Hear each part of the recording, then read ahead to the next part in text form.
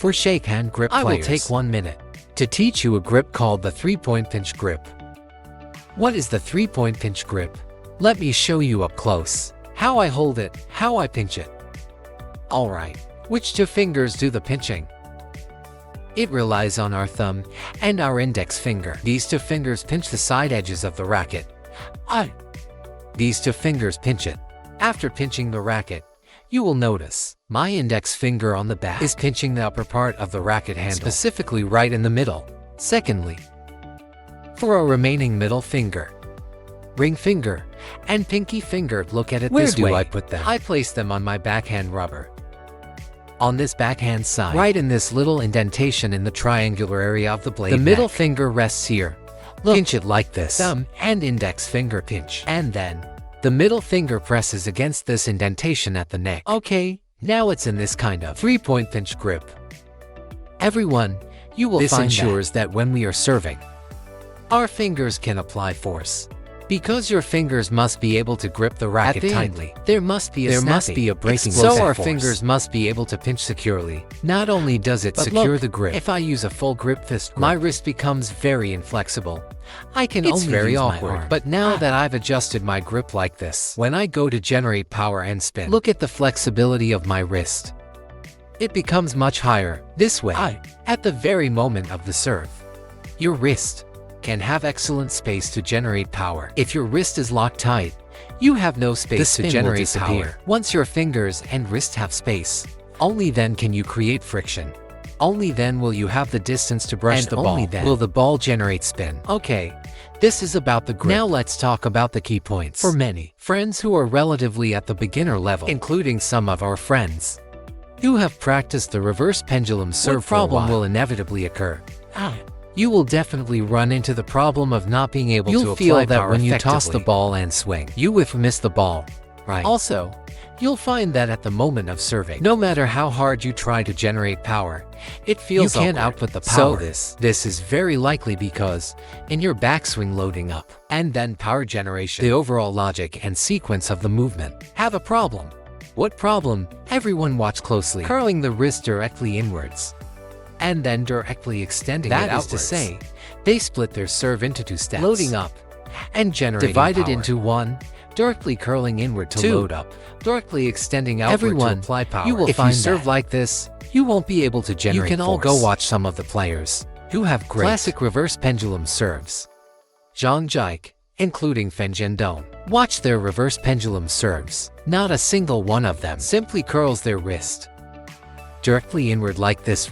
Right. What is their feeling? First, they open their elbow joint, including the upper arm, forearm fingers, and wrists outwards.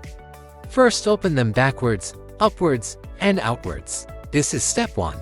And then, during step 2, the inward curl and outward extension happens simultaneously. Let me show you first. What often happens with you guys? Ready? Curl directly inward, extend directly outward. See that? Curl directly inward, extend directly outward. You can hit like the ball this way, but you can't produce any quality. Look, step 1 is to open up first. Inward curl plus outward extension. Step 1 is open up, inward curl plus outward extension. Even if I am serving a fast long one, step 1 open up. Step 2, inward curl plus outward extension. Open up first, then inward curl plus outward extension. Even if I use a pen hold grip, you guys can watch. Step 1 open up. Step 2, inward curl plus outward extension. See that? Open up first, inward curl plus outward extension. So why must I add this extra step? It involves the logical sequence of power generation. Right. What is this opening up step for? It is so that when we execute the backswing and load up our power, the arm is in a relatively relaxed state. Everyone, you can compare this yourselves right now. Give yourselves 3 seconds. One way is to curl your wrist inward and hold it for 3 seconds. The other way is to let your wrist naturally open outward and hold it for 3 seconds. I believe that after more than 3 seconds, especially after 5 or even 10 seconds, you will have a very obvious sensation. When you continuously hold your wrist curled inward, the more you curl, the more effort it takes. The more effort you expend there, the weaker your stroke will be when you release it. Right, so if we want to maximize this explosive power and be able to apply force at the exact moment of contact, we must ensure that during the backswing, during the load up, my hand is in a relatively loose and relaxed state. Only with relaxation can you have acceleration. Only then can you generate acceleration. Only then do you have explosive power. Only then can you generate force. Only then will you get speed and spin. Come on. I'll demonstrate again now. Everyone watch. First open up. Step 2 inward curl plus outward extension. See that? Open up, inward curl plus outward extension. Right. With pen hold, look. First open up. Step 2 inward curl. Outward extension. First open up, inward curl, outward extension. Everyone look. Actually, the correct logic of power generation is that the second step, inward curl and outward extension, is done in one continuous fluid motion. We do not divide this movement into 3 distinct steps. It's not 1, 2, 3. Rather, it's 1. And the second step is curl plus extend. They must be linked directly. Between the inward curl and outward extension, there should be no pause. Why? This is actually to maximize for our fingers and wrist the state of being curled inward to be maintained for the shortest possible time. Come on, I'll demonstrate another watch. I'm not doing 1, 2, 3. See that? This is wrong. If you add that pause as an extra step, it defeats the whole purpose. Look, 1, 2, 3, it loses all meaning. Because if I split it into 3 steps, I am once again keeping my wrist in a curled state while waiting for the ball. 1, 2, 3, that's wrong again. So, I must make the curl and extension one fluid motion. 1, 2, 1, 2, look. Like this. Have you noticed? I can easily apply power. I can easily execute a fast long serve. But if my stroke lacks power, if my swing is soft, no matter how hard I try, look, is the quality of this serve high? Is it fast? Not long enough. Compared to the power generation, they are entirely different levels of quality. So everyone must pay attention to your correct sequence of power generation. I'll repeat it again. To summarize, first, open your fingers, wrist, and forearm outward and backward. This is to ensure that while loading up, you present a more relaxed state. It is also so that when you strike, you can get better instantaneous acceleration. Step 2 is to execute the inward curl and outward extension simultaneously. After opening up and pausing, you curl and extend. See that? After opening up and pausing, curl and when extend. Do I open up? Actually, for this serve, preparation is the first step. Secondly, the second step is executing the ball toss and backswing simultaneously. Toss the ball while executing the backswing. When can you initiate the curl and extension? After opening up, you first need a pause. This pause is actually waiting. Waiting for the tossed ball to fall to a relatively comfortable, relatively low position. Right, look, I have to wait a moment before swinging. I can't just swing without waiting. This is why many friends whiff the ball. Did you just see how I whiffed the ball? Watch. Did you see how I missed it? Did you see how I missed it? Friends, why did I miss this ball? It's because I didn't wait for the ball, meaning I was only focused on the fluidity of my arm motion. I didn't focus on coordinating my stroke with my left hand tossing the ball. When can you initiate the curl and stroke? You need to wait for the ball. Look. Wait for the ball, then curl and extend, rather than not looking at or caring about the ball, and directly curling and extending. What does that amount to? The ball hasn't come down yet, but your stroke is already finished. Then of course you won't time the ball correctly. If your timing is off, you'll easily miss it entirely. So everyone must start with these 2 points. First, learn the sequence. Toss the ball while executing the backswing. Then, wait for the ball before curling and extending. See that? Ready. Toss, curl, extend. Ready, toss, open up, wait for ball, curl. If I serve short, it's the same. You open up, curl, wait for ball, extend. After ready, this ball will be very spinny. Wait, curl, extend. Right, ready, open. Curl, extend. Ready, open. Curl, extend. Now, I will continue to the next point. The first was what I just taught you. Ready, backswing. And then secondly, what's our next topic? It's finding the timing. Finding what timing? The point of combined force, the sweet spot of combined force. When you tossing your serve, if you want to find this sweet spot, it essentially means borrowing the ball's kinetic energy. Serving cannot be considered a purely active force generation on your own. Actually, serving is also a process of borrowing force to strike. What force are we borrowing? We are borrowing the force of the falling toss. When we borrow the force of the falling toss, we can borrow from 2 distinct aspects. What is the first one? The direction of the ball. the force it gives us. The second is the speed of the ball, the energy the tossed ball provides us, the things we can borrow. Okay, now I'll explain it to you. First, many friends overlook one thing when tossing the ball. Just like a friend earlier saying they whiffed, it could also be that your toss is bad. Why is it bad? Look, I'll show you. One incorrect, one correct. You'll know just by watching when I do it wrong. How do you think that serve was? And then everyone, look at my ball toss now. Actually, my power generation and logic were identical. Look, I missed the ball. I can't apply force. And what about this one? Obviously, I caught the sweet spot of combined force. Obviously, I was able to apply force. Right. This is about whether you keep the toss in mind. Regarding the toss, first, what direction should it go? When we toss the ball, we must pay attention to the direction of our toss.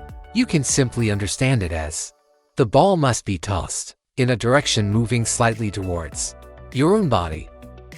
Look, when we are preparing our hand that holds the ball, we obviously can't clamp it against our body. Serving like that would be too unnatural, right? We all extend our hand out openly because during the preparation phase, our body is also leaning forward slightly.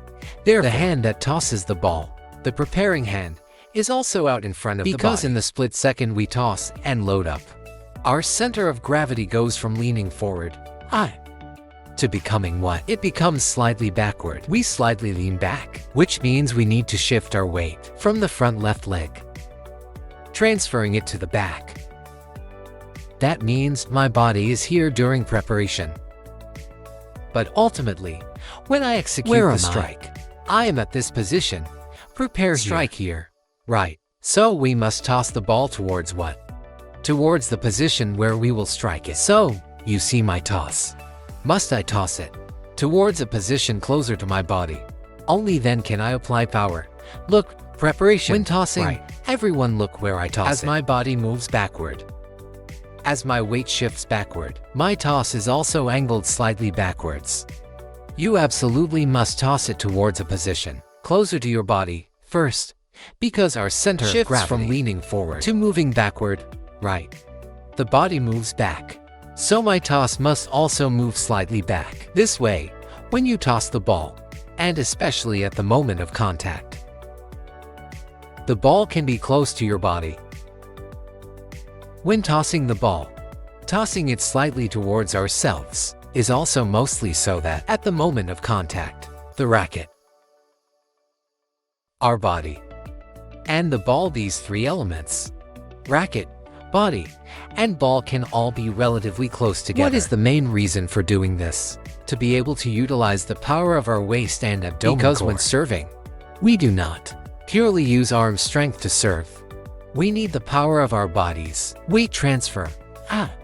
Weight transfer refers to the weight transfer in the legs, and our upper body relies on our waist and abdomen to generate good power. Our abdomen must be able to engage.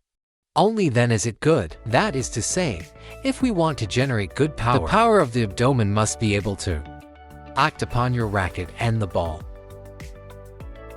Understand, friends? Therefore, at the moment we strike, we must ensure that the racket is close to our abdomen. This way, once our abdomen exerts force, it directly drives our racket, jointly applying force to the ball. It is about applying the force of the abdomen driving the hand simultaneously onto the ball. Only then can you generate real power. Everyone watch. Come on, 1, 2, 3. Aren't my 1, 2, 3 very close to my stomach? Isn't it very close to my stomach? When everyone tosses the ball, what should you pay attention to? Pay attention to adding acceleration. Look at them casually and slowly. Feels like this. Look, gently lifting it up. Look, it's actually just average. But if I now add some acceleration to the power of the toss, everyone look, there is acceleration here. Right, notice how my suddenness and disguise improved. Look, did everyone see that? Look. Okay, so actually you see, we have the preparation. We have the backswing to load up. I just explained the toss as well. Actually, finally, what do we talk about? At the moment of contact, the problems that frequently occur at the moment of contact. What are the frequent problems since we've reached this step? Then the final issue will definitely rise when your fingers and wrist extend outward. What problem arises? Let me show everyone. It's just this 1, 2. It's exactly this problem. This is the most common problem everyone makes. What is this called? Snapping the wrist blindly. Snapping the wrist to generate power. See that? Did everyone see this problem? This happens with pen hold grip too. Look. Snapping the wrist loosely to apply power. Many friends might think these few serves look really tricky. Don't they look pretty good? Everyone, look again. I will serve one without blindly snapping my wrist. You look at the difference in quality between them. Everyone watch when I don't snap my wrist loosely. What is the benefit? Did everyone notice? Both are short serves.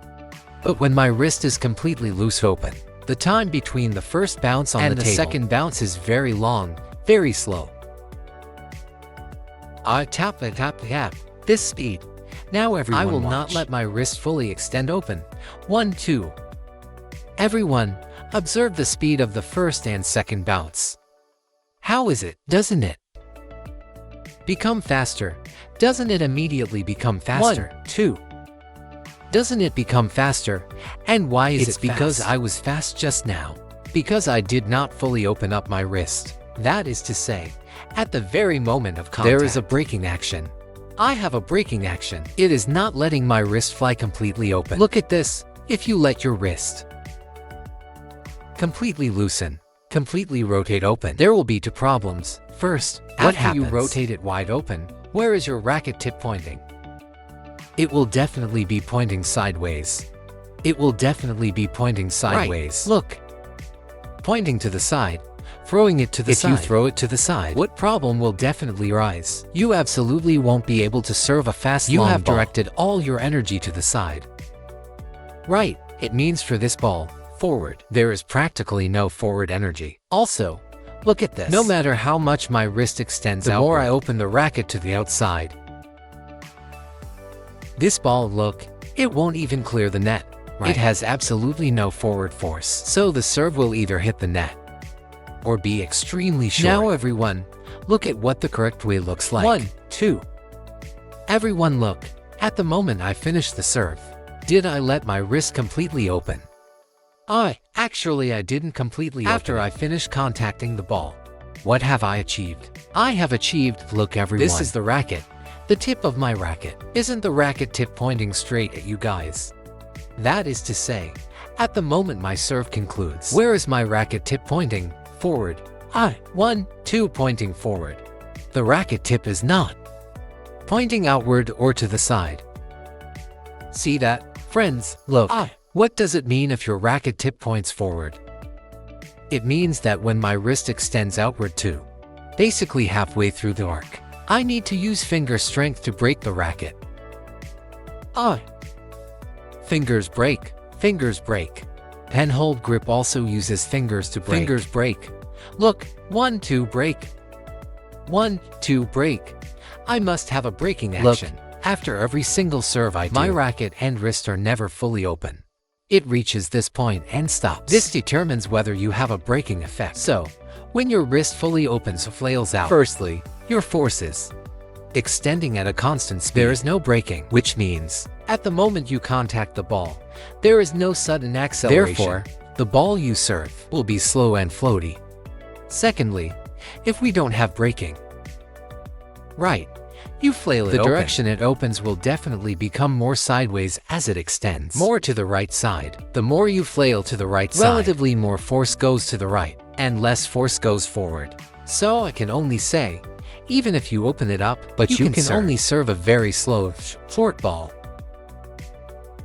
You can't serve it fast, and you can't serve it long. It's basically like, for a serve, you practice the reverse pendulum, but you can only serve one speed and one length. Then this ball, you have absolutely no variation with it. You just asked how to break. Breaking is our fingers giving a sudden halting grip on the racket, which means an instant grab of the racket. 1, 2 break. See that? Break. Look, fast long serves 2 break. 1, 2 break. Actually, for the serve, the basic framework is laid out. As for the serve, as mentioned earlier, There's short balls and long ball variations. And similarly, What else? there is also side backspin. This is the reverse pendulum. Side backspin. Everyone look. It This hooks ball back. lands on the It table. curves and- laterally. Right. This is side backspin. There's What side top else? spin. This ball kicks forward immediately. Right. There is variation in spin and placement. So, next I will explain these 2 points to everyone. How we should execute them. When we are at the moment of contact. One is the variation of short and long.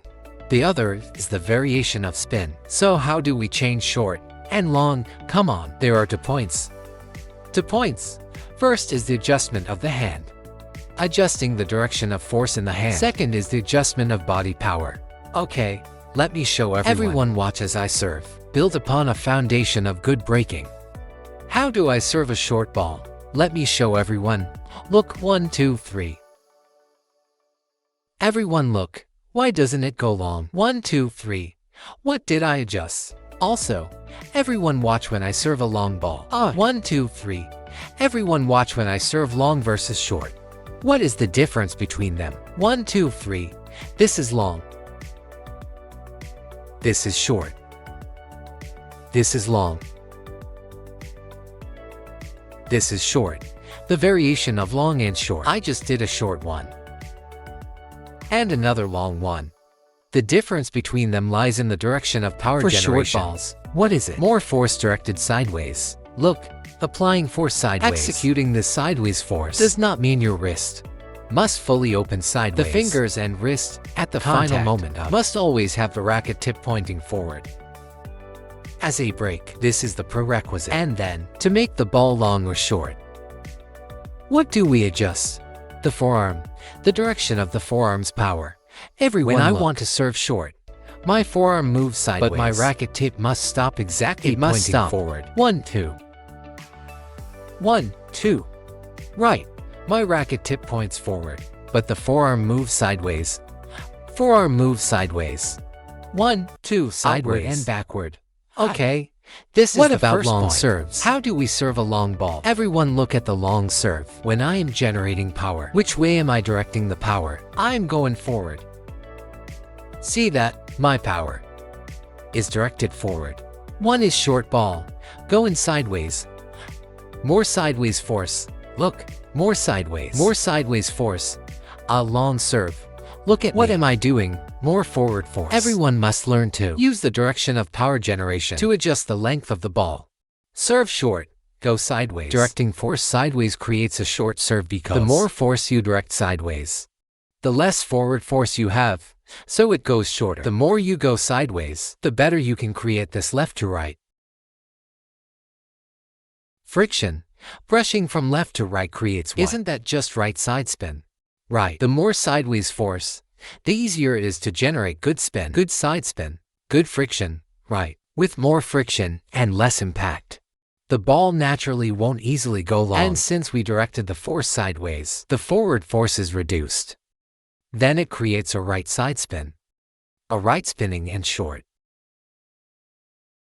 Reverse pendulum serve. 1, 2, 3. Force directed sideways. 1, 2, sideways.